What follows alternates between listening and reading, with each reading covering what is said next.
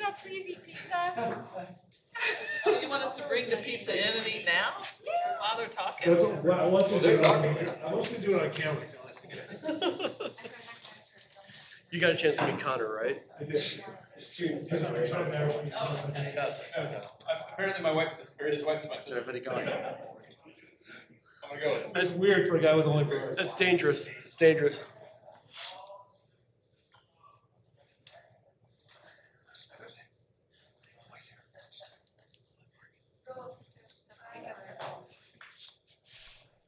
Pizza. I think you win the prize.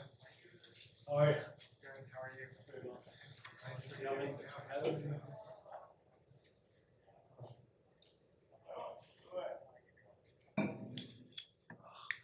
Okay, I think we'll get started for the folks who are waiting online. As others grab their pizza. So please go ahead and get situated. Welcome to the Institute of Design, where we're home to a graduate school, action labs, and things like food systems, equitable healthcare, and more, design training and development. At ID, we unite science and rigor with creativity and rapid iteration, and we're known for pioneering human-centered design, systems design, and other methods that apply design to the real world. Speaking of the real world, hi everyone. The world is here. We have folks streaming in, so please get situated, have your pizza, and let's get started. My name is Kristen Geekin. I'm the Assistant Dean here at the Institute of Design, and today we're talking about how design can help organizations change. Our speakers today have a lot of experience with this, so let's get right into it, introduce this topic, and our speakers, Roger and Tony. Roger, you have a related book out last year on this topic, and Tony, you're the director of our ID Executive Academy. So Roger, maybe you can start and tell us who you are and your case study. Absolutely.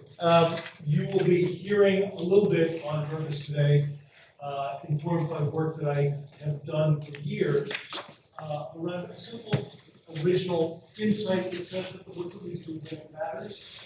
Matters for everyone engaged, and over the years, for large organizations, I've helped develop some methods and tools to do that. But I actually stumbled into the opportunity to do it at scale when I was asked one project, if you will, as folks associated with ID will do on occasion, to help an organization that was undergoing fundamental change. This happened to be a place that makes sub sandwiches. Subway. They were shrinking in the U.S. They're the world's largest restaurant group by number of stores. They were shrinking in the U.S. and in a franchise environment, that's sort of a death. As soon as you're shrinking, it's generally a still and buying franchise they're selling as fast as they can.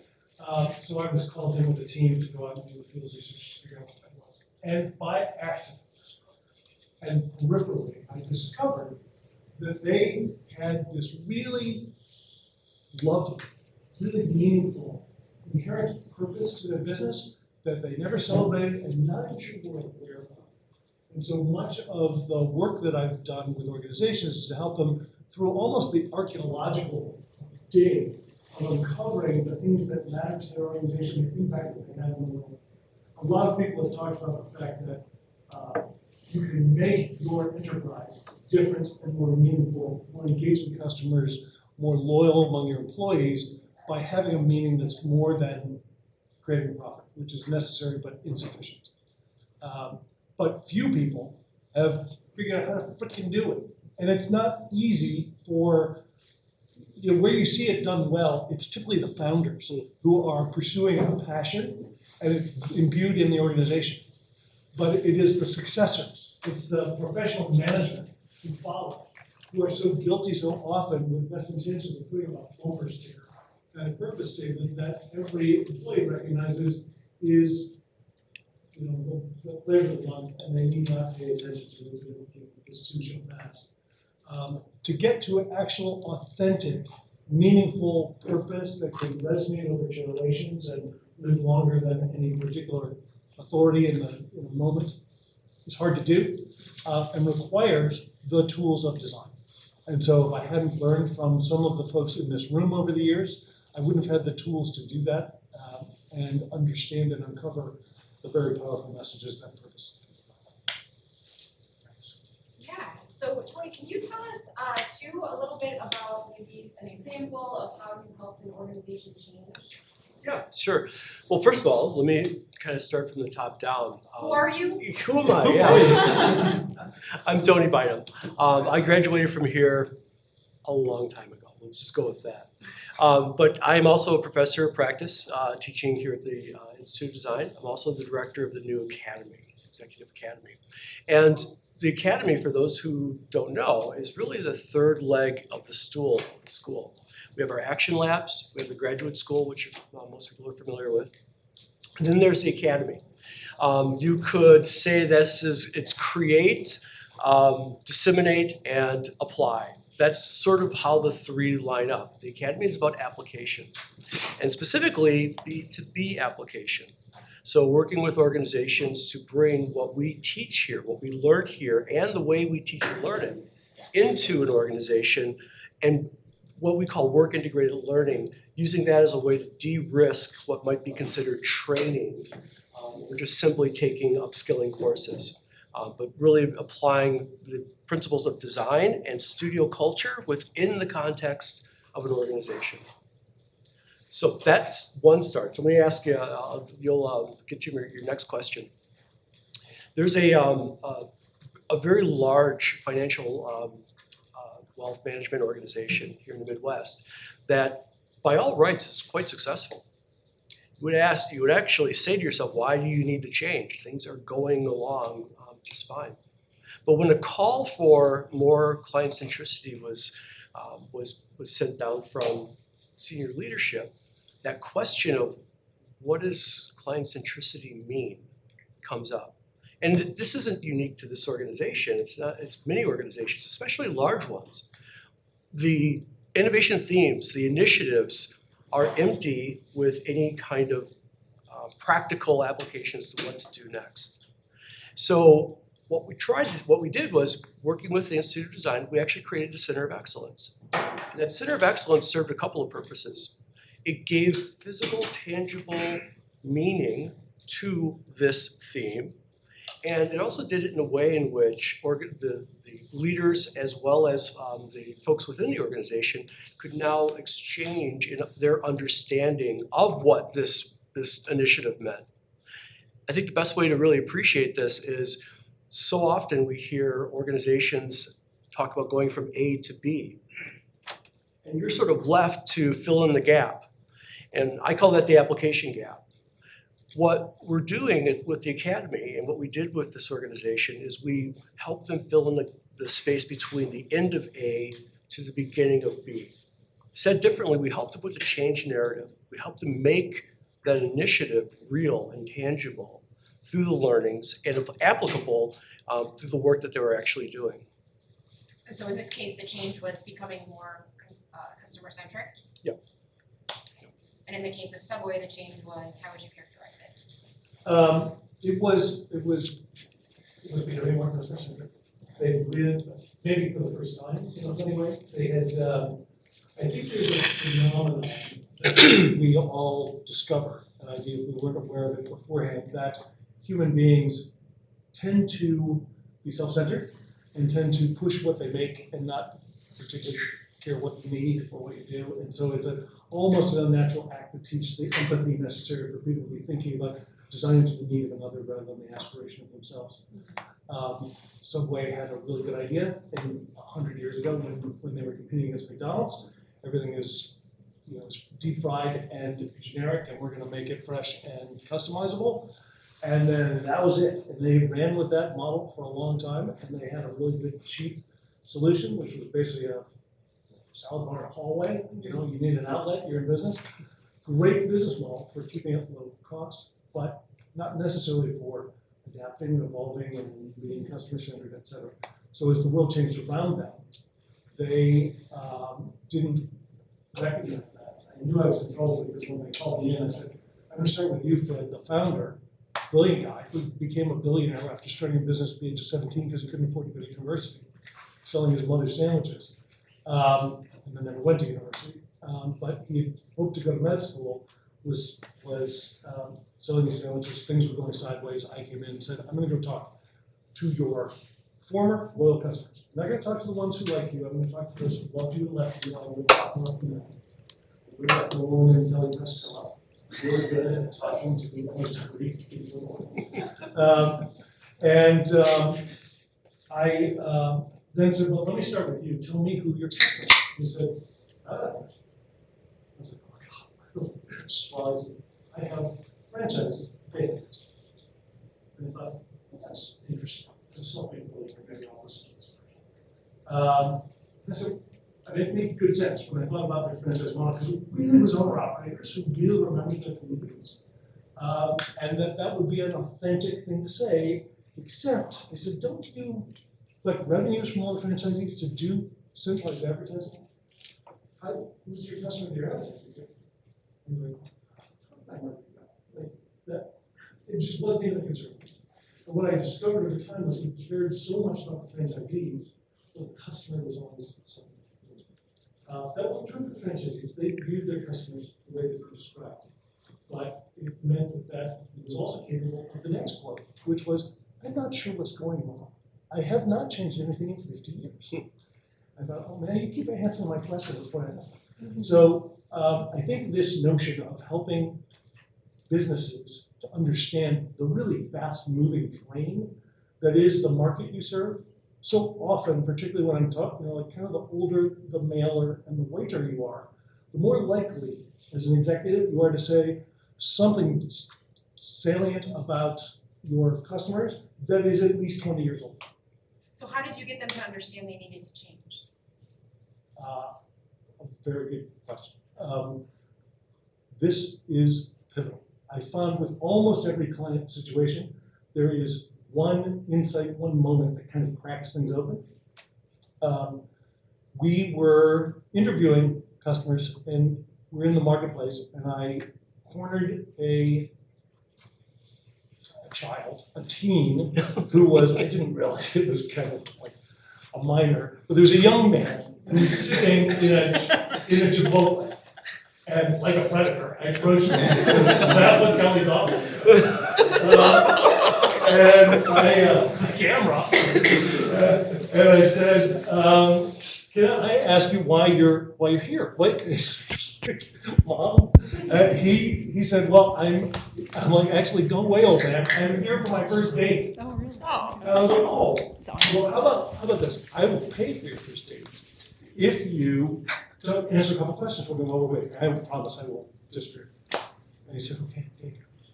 And I said, why are you at Chipotle? And he told me more. And if you think about it, by the way, how many of you have been to a Subway? How many have been to a Chipotle? Chipotle is Subway with Mexican derived food.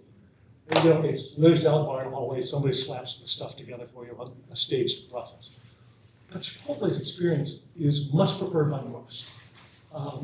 And there are a number of reasons for that, but there's some things that he described where I've got a community table here and I like the lighting and it's savory and you know you can kind of smell the authenticity of the food. And I said, now would you consider meeting a date at Subway?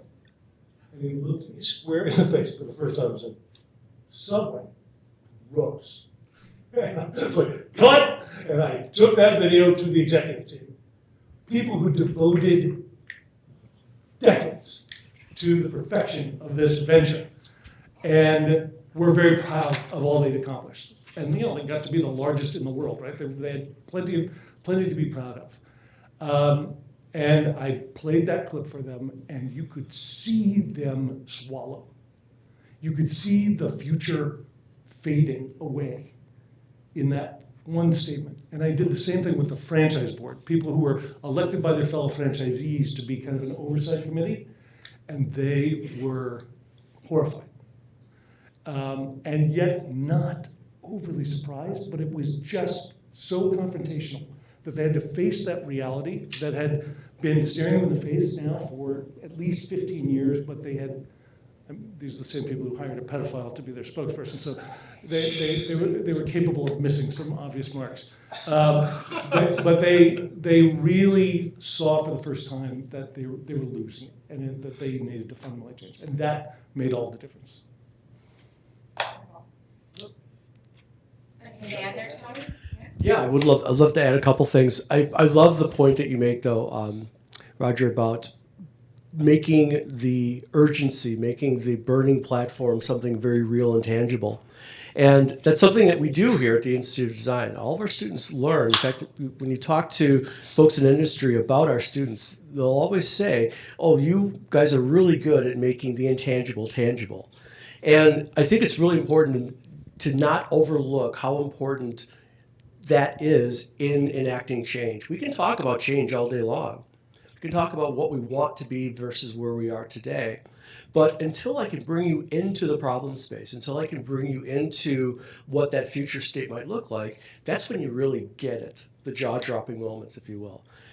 I say this to say, I think that's the next era, that's the next horizon for design.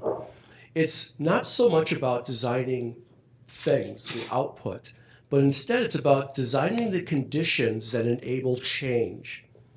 Whether that's in a community or whether that's in an organization, it's about bringing the problem to life in a really real and tangible way, allowing people to recognize it through the lens of their own roles, their own positions within the organization, and then putting in place a way of measuring the changed behavior as a result of this new understanding. And everything I just said probably would have fallen, and still probably falls into an organizational design or organizational behavior textbook. But I do think that as designers, our ability to pull ourselves away from the problem space, look at it with a level of objectivity, gives us a certain advantage. That advantage is we can we can look at the problem for what it really is. And we can call it for what it really is. Kristen and Roger were laughing at me because of my Newton joke. So it's not even a joke. Newton didn't invent gravity. He gave it a name. And that's what we do. We designate meaning to that which is hard and fuzzy and squishy. That's the only way you can actually get any level of momentum and get change to stick within an organization. So I think it's fair to say that we're all facing a good amount of change these days, right? With policy changes coming left and right, before we can catch up with rapid technological advancement through AI and that sort of thing. So how can design help in these situations where we don't even know what's sort of coming in an hour, right? As we exit this event, we might come to find out something new. So what does design do for those situations, and how can design help? Who wants to take that one? That's you. Oh, sure. You go. Go ahead. Well, first of all, welcome to the new normal, the chaos 2.0. And it is daunting. I have the benefit of having relocated during COVID to Nova Scotia, Canada. And so I'm staring back at the U.S. from over a rising wall of tariffs to see what's happening in the increasing chaos that's looming among the largest impact nation on the planet. And what I would tell you is that it's a little bit like sailing in inclement weather, that you have to be ready to anticipate the changes that are going to come. So you have to be equipped for it. You have to have practiced it. You could easily capsize if you hadn't. But you don't have to fear it if you prepare for it. And so I come from a sailing tradition, so it's one of the things that I find comfort in is saying that this is. We do sail, yeah. Well, not this time of year, but that's what we do in Chicago as well. So yes, highly encouraged. But it does teach you some really basic fundamentals about survival in inclement situations or rapidly changing environments. And I think that we delude ourselves when we're in moments of relative calm or stability that somehow that's how the world operates. It's very uncommon. We have had incredible privilege of relative economic and political stability now for generations on this continent. That is not the norm, and that has never been the norm in human history. So we have to get ready for the fact that it will not always be the norm. And I think we are, like cockroaches, one of the few species that can survive almost anything. So we just have to be prepared for the fact that we might need to expect almost anything. Can you talk about how we could prepare for something like this? Actually, this was something I was, as you were talking, Roger, it hit me that, and I'm going to break one of the rules and use a sports metaphor, and no, we're not supposed to do that. But, when a quarterback steps up to the line and notices there's something different about the defense, he or she calls an audible. And the only reason an audible works is because the folks on the team know what to do when they hear the audible. So it's a real-time understanding of intent. And this backs into a lot of what we do as designers and how design can support organizations, in that through design, we're able to create portfolios of real options. And these options can be ranked and prioritized based on their effort, their impact, their return. There's a variety of different metrics. But what it also does, to the extent that it's well articulated and shared, is it creates a playbook. It creates the ability for an organization to be ready, organizational readiness. That's what Roger was pointing out. And this organizational readiness is best exemplified when leadership, as well as the rest of the organization, recognize and can articulate why we were going north and not west. Because we're going to head north, and along the way, things could change, for sure. But we're course correct along the way, but we know we're headed north. And it's just that amount of articulation and understanding of intention, of purpose, that gives an organization the ability to be agile and nimble in turbulent waters, so to speak. We call it an emergent strategy. You can create a business plan, but can you predict the future? What happens when the plan is no longer a good plan? An emergent strategy allows you to really take into consideration the various variables that might exist and build that into how you operate on a day-to-day basis so that you're audible ready. Right? So you have your purpose or your intent, right? Or your North Star. You've both been using metaphors about sort of wayfinding, sailing, or maybe quarterbacks, mountaineering. Let's throw that in the mix. Orienteering. If you have that North Star and you see all these changes happening, how do you sort of stay true to that North Star? Can you talk a little bit about how that North Star functions amidst the change? I believe it's your turn. Okay. One of the things that we learned through the academy and working with organizations is that we can come in with knowledge, we can come in with the methods, the tools that an organization and groups and teams within an organization really need to adopt. But if you're not measuring what comes out of that, you have no idea whether or not it's actually effective or if it's being adopted or integrated into the operation. Metrics that matter. Kim Irwin teaches a class here at ID called Metrics That Matter. And I can't underscore how important it is for you to measure the very change that you're trying to get at in order to determine whether or not you are moving in the north direction or the westerly direction. When it comes to design, when it comes to bringing in design capability into an organization, there may be behavioral and activity changes that we're expecting teams to make as a result of the new learning.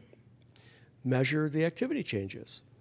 How much cross-pollination of central insights are being shared across teams that wasn't being shared prior? How many teams and what's the number of use of storyboards as a way to express and explain the value created through a system or a platform? These little artifacts are ways of being able to put some sort of leading indication on whether or not we are actually behaving in a different way. The result is doing it repeatedly, consistently over time, but it has to be measured. Thanks, Tom. May I? Two things. Design is often resonates through storytelling, by finding the narrative that resonates with the audiences and can carry them from points A to B, to cross your metaphorical bridge. And what I find is helpful in answering your question, staying true to purpose, is finding that narrative that people can track, own for themselves, and follow. And so defining that purpose in a way that resonates for others means it needs to be a dialogue, not a monologue. You don't dictate it, you discover it together. And then you, in order to make that story credible, you have to recognize something that is a bit unnatural for me at least, and I think for many humans, which is that you don't sort of plan the future, you plan for the potential futures. And some of us worked at a place where scenario planning was a tool in order to do that. I was informed, those of you who were adults in 2008, there was a financial meltdown in this country that came out of the mortgage crisis of CDOs. And we went through an exercise with banking clients, financial clients, to say, what does the future hold? Because they had to make really fundamental investment and protection decisions based on what future might emerge. And we did this, I like this one because it's such a very simple example. We did a 2x2 grid that said this is going to stay local or go global. This is going to stay tied to mortgages and real estate investment properties, or it's going to broadly infect the financial sector. And here's what in each of those four quadrants would be your leading indicators of the future that's actually emerging. And if you could anticipate what those outcomes might be, you could now start tracking the things that start showing up in the news and through other sources that you'd use to be able to track the evidence in the marketplace. So that you could begin to pivot your strategy to the future that's actually arriving, one that's out of your control, but you need to try and anticipate. A little bit like having a weather forecast, a little bit like being able to anticipate future plays. So understanding the probable futures, the probable impacts, and what the indicators would be of its arrival is a really useful tool for allowing you to say, I've got this narrative, but to play it out, I have to prepare for different chapters of this saga and to know where I am. Because it's really embarrassing to be telling story A when future B is showing up. So you can try to understand what the future might look like, and you combine that with your understanding of why you exist, your purpose, your intent, and then what happens? I got it first. I would suggest to you that there's it took me a while to machine an answer to this. Thank you for just teeing it right up. And if you buy my book, it's in there. So I was helping Subway and now other clients with defining their purpose, and then how would they live that every day? And more importantly, how would you know when you were failing to do so? The way I discovered this, by the way, was by accident. They didn't say we have a purpose. They weren't aware of it. What happened was I was presenting the findings from this research where, the video of the kid shows up to a large group in Las Vegas, and Fred, the founder, who was a genius, by the way, and died prematurely, not because of my presentation, but soon after, said that he was really concerned about me doing this presentation because I was going to be basically anticipating that franchisees were going to have to spend money, and he'd worked very hard to keep them from ever having to do that. And not I, but the prognosis got a standing ovation because finally they sensed that somebody was hearing the problem and prescribing a solution. So that was super helpful. But then I was called back 3 years later. Fred had passed away prematurely. They had not implemented what we had discussed. And the interim CEO texted me. Fortunately, his phone number was in my phone. And he said, hey, Roger, could you come back and do what you told us to do 3 years ago? I was like, oh, It's so much harder than telling you to do it. But I thought this could be a remarkable exercise, and so I took that on. And what was supposed to be, a few months of advising them turned into a career practically.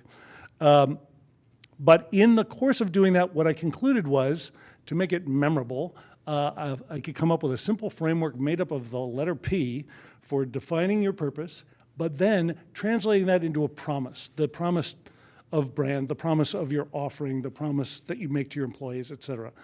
And it should be a single, very resonant promise. When you think about brand promises, they tend to be things like Disney promises magic and Nike promises winning, et cetera. It's this notion that you have that often can be distilled to a single word or phrase that is what you exist to deliver. It's not your purpose, it's the offering that you're promising to the world.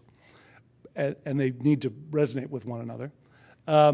Then you start establishing some basic principles that you can agree among groups about how you're going to operate. Not just your employees, by the way. This was another thing that took me a while to figure out, that there are so many stakeholders necessary in any marketplace in order to bring this to fruition. You've got customers, but you've got employees, you've got shareholders and owners, and you've got management teams, and you've got partners, and you've got channel participants, et cetera. Lots of people who have different stakes in this, but they can all be brought into alignment with the appropriate narrative, the appropriate metrics, in this case, principles. Then you translate it to the different next people who represent those constituencies, and lastly, the metrics, kind of like from scenario planning, of performance. And you would have different performance metrics for different constituencies that map to the principles that deliver on the promise in order to achieve purpose. And you can track those metrics and follow it through that hierarchy to say where are we succeeding, where are we failing. And you can report on it just like you would anything else. Sustainability and other, relatively novel intangibles. DEI was another one, I hope remains another one, that it requires us to think about new metrics that would allow you to trace your performance through the course of the organization. Yeah, I think that's really well said. When I think about metrics, when I think about making sure that change sticks, or at least giving it the best probability of sticking, you have to ask for a place on the dashboard. So one of the ways in which we have done this before is we've looked at the behavioral changes I mentioned earlier and what sort of artifacts and activities they should result from them, and then back it into an organization's OKRs or KPIs. Because again, if it's not measured, it doesn't matter. And if we're truly committed to the change, giving it a place on the dashboard is one way to make sure that it sticks. It gets built into the governance of the organization, there's accountability for it, but more importantly, there's a number or some sort of visualization of whether or not it's working or not working. But without this, it just becomes sort of an idea, just another thing that was done in time. So can you talk a little bit about, you were talking about the difference, sort of, you have your purpose and then you have your offering or offerings and how those interact, and then we'll talk about that for a minute and then maybe open up for questions? Sure. Yeah, sure. There's a great quote, Tony Hsieh, ex-CEO of Zappos, he passed away. He used to say, your brand is a trailing indicator of your culture. And I love that because in many ways, we all know what it's like to work at a place or work in an organization, and you get treated worse than the kind of service that you're expected to deliver on the front stage to your customers or your clients. And at some point, that catches up with you. And so it's critically important, even as a intangible metric, that the culture that we create reflect the kind of service, the kind of values that we're trying to push out in the front stage through our product, service, or offering.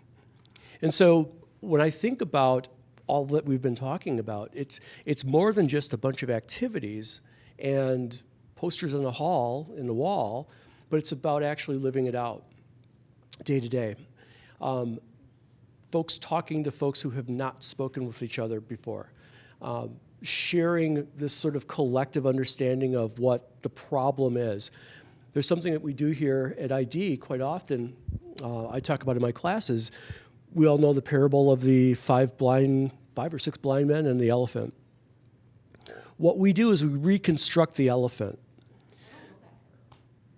You don't know that parable? It's in the book, isn't it? No, I'm just kidding. Buy the book. I'm going to butcher this. Okay, it wasn't. So there's a king. I'm going to really make this very simple. There's a king who's asked these five blind men to describe an elephant, and each of the blind men take a chance, and based on what they're feeling and touching, they will say this is what an elephant is. Well, an elephant is this thin thing with light hair, or an elephant is this long, stretchy thing that is flexible, right? The idea is that they're all right. Every one of them is right. They're just touching a different part of the elephant. And I think that's the opportunity for designers, is to help reconstruct the elephant for organizations, because then the we-them goes away or gets significantly reduced. Why do they do it that way and we have to do it this way? Well, as designers, we can create context and settings where you can actually understand what the other folks within the organization are doing and why they're doing it. And that's what starts to lead to this at least thin layer of trust that we can start to build on top of. And it's through that trust and through that broader understanding of the elephant that we're all touching that we can actually initiate change and have it move forward in a meaningful way. Any of you who know that parable, please forgive me. I butchered it, but look it up. You can find it on Google, I'm sure. Well, it sounds like our last question. So I would like to share with you another alphabetic tool that I think is helpful in navigating this. I call it AVBP. It stands for Angst, Vision, Belief, Plan. And what I have found time and time again when you're trying to construct the narrative to navigate change, it's really helpful to get everyone to agree on the source of angst. Because what happens, particularly in large organizations where people are kind of one or two steps removed from either the marketplace or the changing environment or changing regulations, whatever's causing this need for change, they don't share the same level of angst about the future is changing. And so you need to be very articulate about saying there is a problem. The room is on fire, we must leave the room. And people are like, toast, somebody's burning pizza.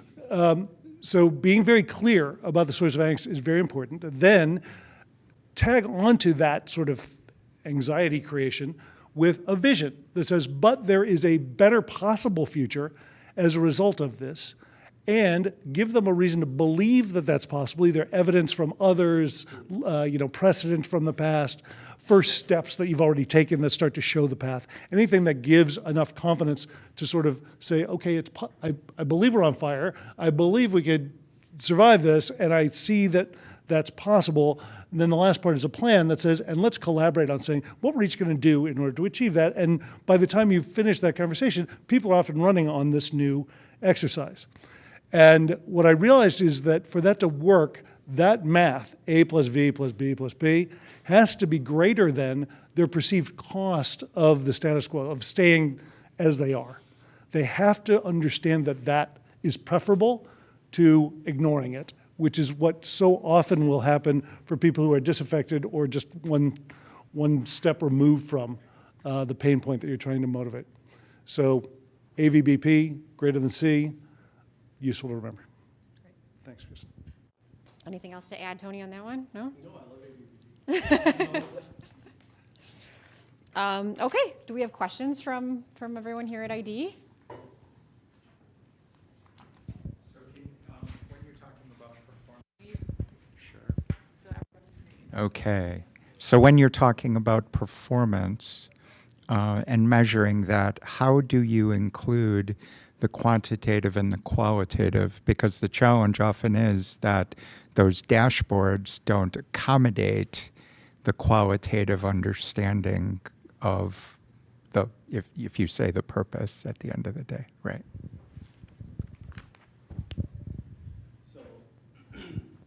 Thank you, Nick. Get your exercise in.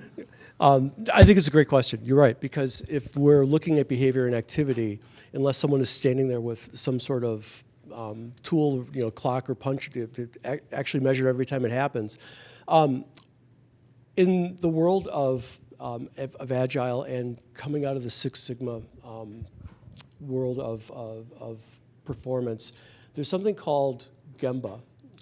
If you've heard of it, but it's a Gemba walk. And Gemba actually means go to where the work is done. And when organizations conduct Gemba walks, what they're doing is they're actually what I call working out loud.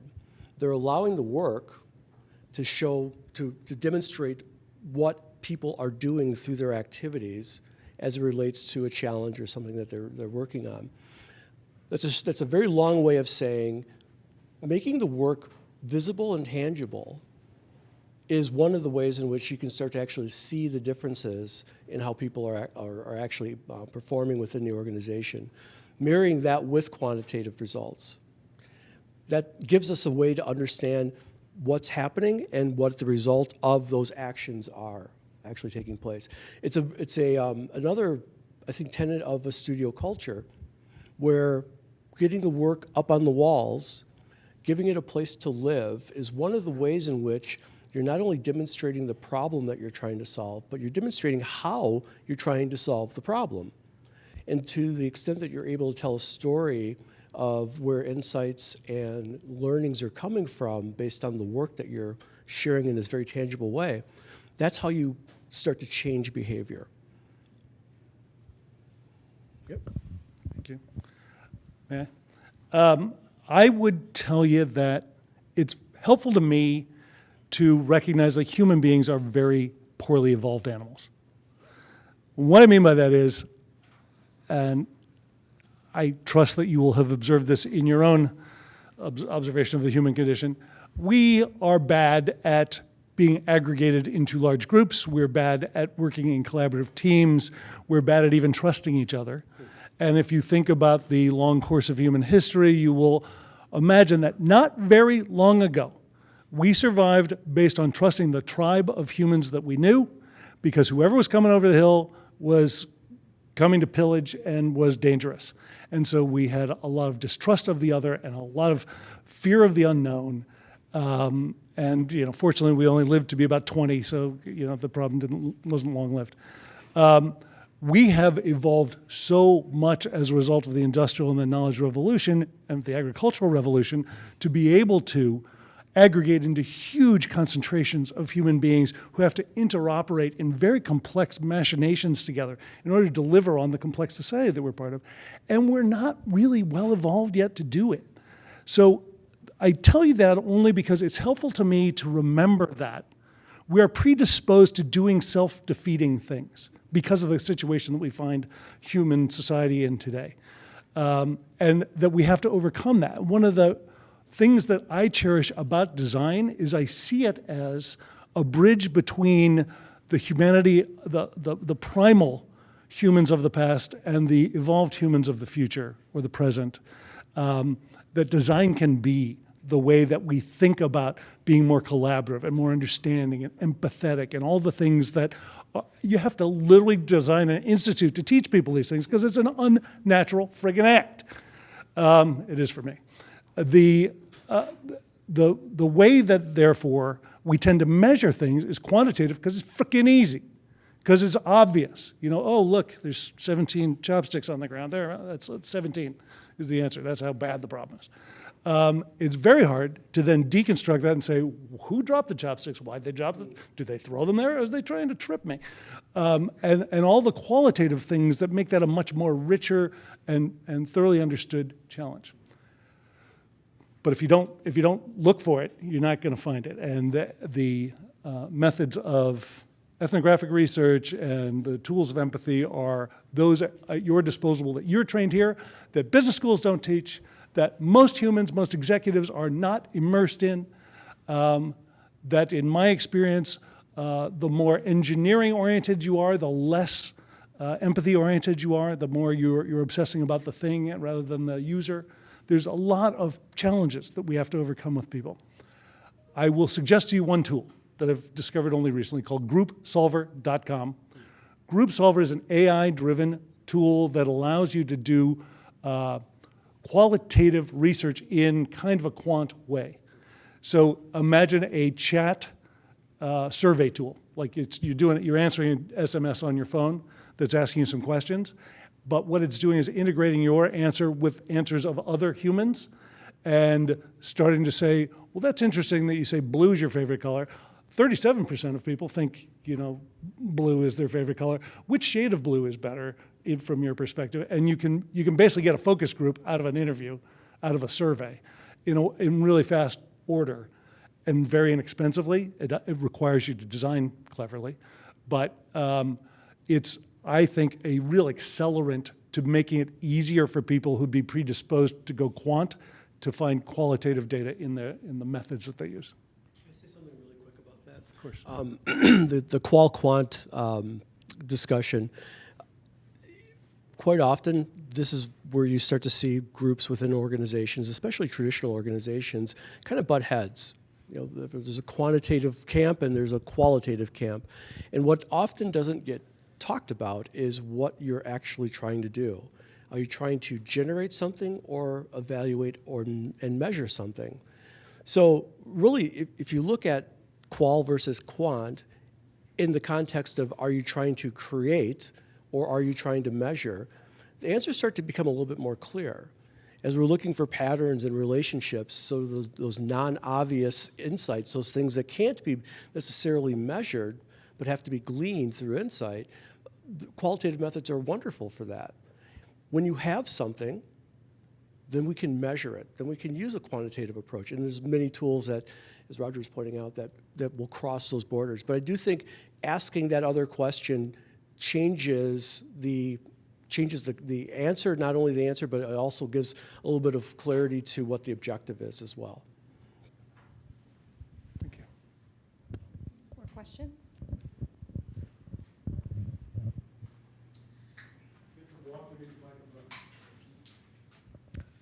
Hi, I'm Anurag. I'm a dual degree student here at ID, MDes and Public Policy and Administration. So my question largely is around navigating, especially disruptive times, disruptive moments, like we are in one, right? Like how should organizations think about it? Is it something you would get on immediately and start doing, or is it something you have to tread cautiously? Because not all disruptions are clear. Not all disruptions are clear with what they would achieve and how they would achieve it, right? We had like a whole blockchain equivalent 10 years ago. Suddenly it's a new AI disruption, right? One took a different turn, the other, we don't know where it'll go. But how does an organization even navigate? How do they know, right?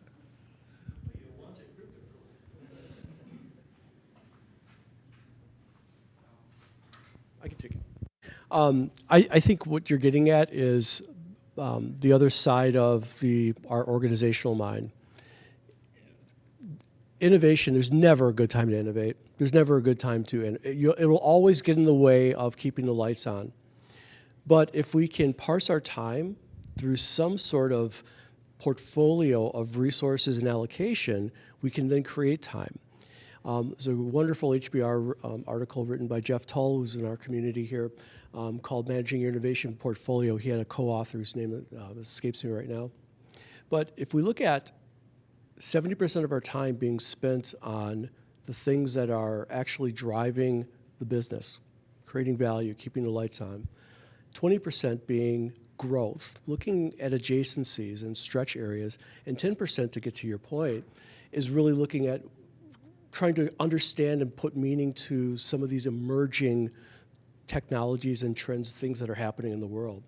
It doesn't get in the way of keeping the operation running, but it gives you an allocated amount of time to look into those areas. If you think about 10%, that's a half a day a week. 20% is really a day a week. So if there was actually a way to create an understanding and a curiosity around spending 10% of your time looking at these things that are on the fringe and just trying to make meaning of them and understand how they could roll back into the organization in some useful way. At least that way, you're putting some guardrails up around how much time, how much resource actually gets spent. You're quantifying curiosity, put it that way. Oh, you're just trying to get a quote now. Well done. I try. Okay, can we just rename this Quantifying Curiosity? By Tony Bynum.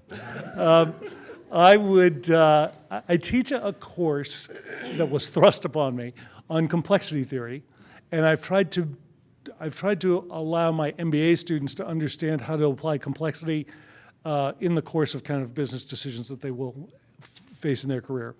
Complexity isn't very complex. It is, if you imagine a simple spectrum from simple to complicated to complex to chaotic, it's an increasing number of variables and the predictability that goes off exponentially as you have more variables interacting and influencing each other.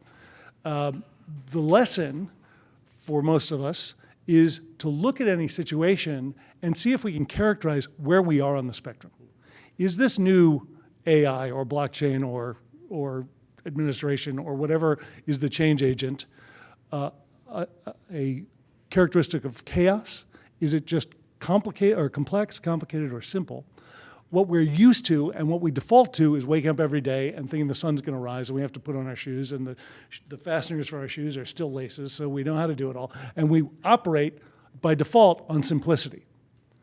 And so the more complex things get and the more unfamiliar, the more we tend to respond as though it were chaos, which tends to be, like, the right response is fight or flight. It's quite primordial, right? But when you're in chaos, you have to protect yourself from the unpredictable. So get out of there, or get into the mayhem. There are also things you can do in order to reduce chaos down to complexity, where it's more manageable, or reduce complexity down to just by eliminating a few variables to make it just complicated, which isn't very threatening. You just have to navigate a little differently. So I think, again, a useful framework is to say, where am I on the scale from simple to chaotic? And what are the different ways I would respond in order to reduce risk and make the future a little easier to anticipate? And I can't give you all the methods for doing that, but it's actually kind of intuitive when you think about it and apply it to different situations. Like, if all of a sudden you find yourself in a stampeding crowd, what are the things to do amid that chaos? Because there's a lot of variables that are about to run you over. So you have to eliminate yourself as one of those variables. Different when it's complicated or complex. Characterize the environment around you and respond accordingly, rather than treating it as chaos that one must fear or flee. Until you understand the context, you're better to kind of examine than to take action.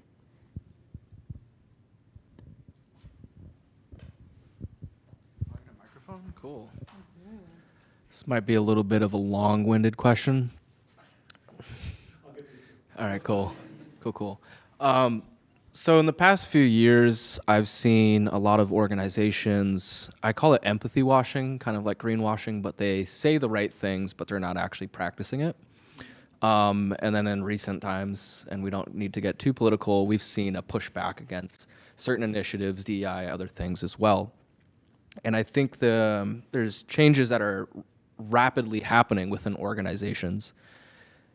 And I wonder sometimes, are these reflective of internal culture changes happening within organizations, or is it reflective of external pressures and conforming to things such as policy and federal level things happening, right? I'm curious, where does the role of design and designers, where do we play into that? If we are going into organizations, we are talking about, I think you mentioned, your brand is a trailing indicator of your culture, right? Where do we factor into all of this? I am a prostitute, in that if a client asks me to solve a problem, I will do my best to do it. And sometimes I confess that I fake it until I can make it, because I want to be involved in solving that. I have frequently been asked to help deal with a culture problem. And I say, sure, I will help you do that. When I was quite a bit younger, I was throwing myself at that problem and thinking that you solve culture directly. But what I want you to consider is that culture is an after effect. Because apparently I insist upon throwing models and tools at you, I would like to introduce you to the propeller model, which says that purpose is the hub of your propeller, and you got 3 blades. And you design them in this order in order to achieve the culture outcome you're trying to achieve. Think of culture as the outcome, the evidence of human interaction. And the hub of this is the purpose. Let's agree where we're going and why. You might inform that with strategy and a number of other things that enable that purpose. And then the big blades are structure. So what is the process? What are the critical activities necessary in order to be able to deliver on this? Then structure. So what would be kind of the domains of competence or expertise necessary to deliver on that process? And then people come last, ironically, and you say, okay, well, what kind of talent do I need within this structure to deliver on that process to fulfill that purpose? What I find, and by the way, that propeller then, if you've designed it well, spins organically and cleanly and delivers a clean vortex behind it and propels the organization forward, and that vortex is the culture. And if it feels smooth and that you're flying forward as intended, you've got the culture that you've designed and deserve. If it is turbulent and chaotic, it's because one of your propeller blades is bent and you're going wobbly, wobbly, wobbly through space, and it's a very rough friggin' ride. But for you to look at the turbulent wind and say, I gotta fix me that wind, I gotta fix that culture, is misinterpreting the engineering of your organization that produces that culture. So I don't know that brand is a function of your culture.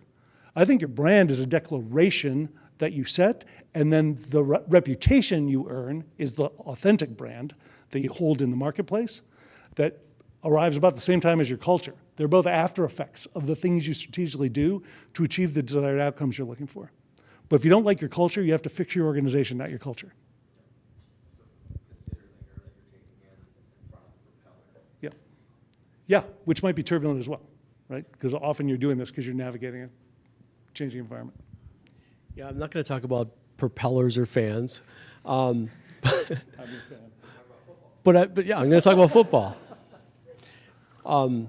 We're at a school of human-centered design, and one of the words that is universal in our lexicon is this idea of empathy. And it's reached a point where it's really become a very large, it's a buzzword in many ways. Who really defines what empathy is and in what context? The challenge I think we have as designers, to your point, Robbie, is it's not empathy as much anymore, it's humility.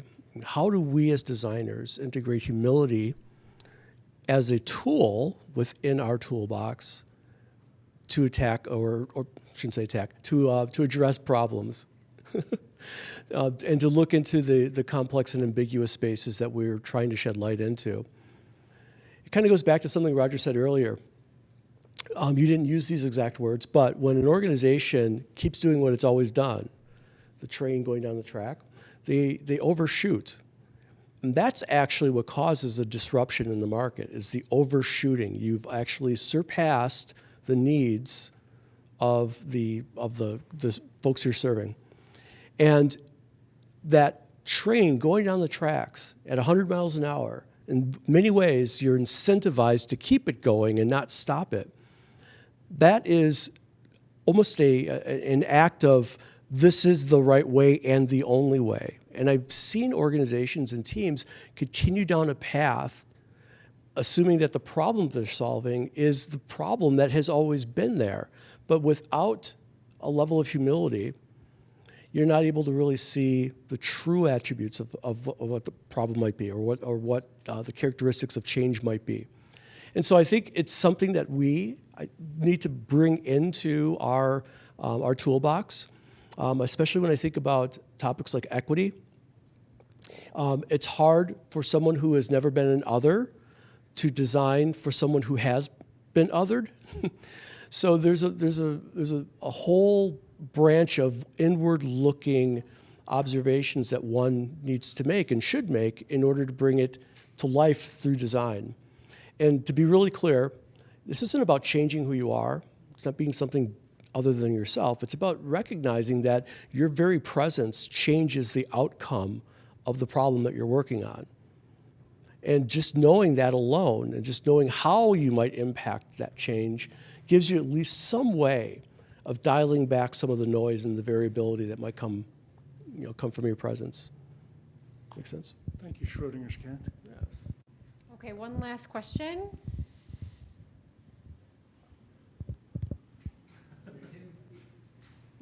Was there another question? Yeah, there's another one. What? It's okay. Thank you for this great conversation. My name's Ernesto. I wanted to build on Roger coming back to the subway story.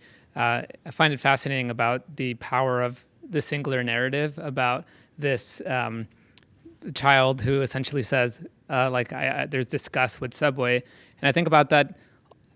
It's interesting because it's so powerful, but yet it's juxtaposed to what we think about, which is gathering data. Like, how do we understand that that isn't just an outlier, and also interviewing someone outside of the subway, right? So thinking about how we collect information and then reconcile that with the way we are proposing change within organizations. And so I'm just curious in terms of your thought process, or whether there was also information that you coupled along with that single narrative to get folks to get on board. Because I just think it's interesting how other executives might look at that and say, well, that's just a single customer. Like, why should we listen to them? But yet it's so profound that it does have that empathetic change and drive to want to change. The question presumes something, that outlier is bad. I think that's a function of a long history of quantitative data where we look for statistical rigor and applicability. I think the outliers can teach you more in a changing world. And you should be seeking outliers and sort of drawing patterns among those findings in a funny way. It may well have been an outlier. It was an outlier in the data we were gathering, because what we were getting was much more close-in kind of critique, like I don't like this kind of lettuce, I like that kind of lettuce, et cetera. The toaster smells bad. It was very incremental stuff. The outliers allow you to be provocative in order to promote the change that's needed. So to some degree, what I was doing was being exploitative and using an outlier in order to achieve the outcome that the much more nuanced information was sending us in that direction. But I knew if I just went with sort of quant data, it wasn't clear enough to them how they needed to change. Because the quant data just said, the current is bad. It also said, some competitors seem to be doing well, but very difficult to draw the line between, should we therefore be like this competitor, which isn't necessarily the case. What you could do, though, is take somebody who looked like your target market in the past, who was revolted by your offering, and say, that's concerning. Let's see how that maps to the other data, to kind of prove to yourselves that it's not an outlier, but it doesn't have to be in the middle of the bell curve, right? Because it might be a leading indicator, which means the bell curve hadn't shown up yet. So my job is to help them, your job is to help them understand that qualitative information and leading indicators like that can be the more important, and try and get away from what you were describing as the evaluative data that marketing information often gives you, that kind of anchors you to the present too often. Is that fair? Does that match your, okay, question? Thank you. Anything, my friend? No, I think. So I think we're going to wrap up. Tony, do you want to have any last word on design, the value of design in this moment?